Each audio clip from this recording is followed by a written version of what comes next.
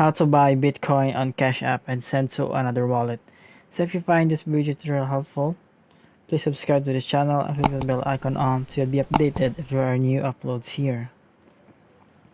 So if you are here on your Cash App, what you need to do is go to the Bitcoin tab and then go to buy.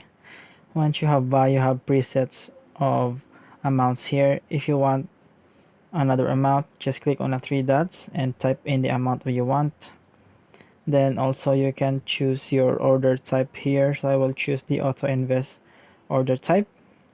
Once you go next, you will be confirming the order and you will see the amount of sats also as well.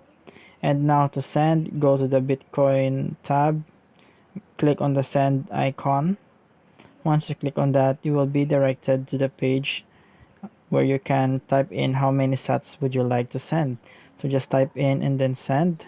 And the 2 here is the ID of the wallet that you want to send to. So it may be Binance, for example. And then once you are sure of that, go here and you will be asked for a confirmation in any way. So just confirm it. And you can also select your withdrawal speed. So I hope this tutorial helps. Thank you for watching.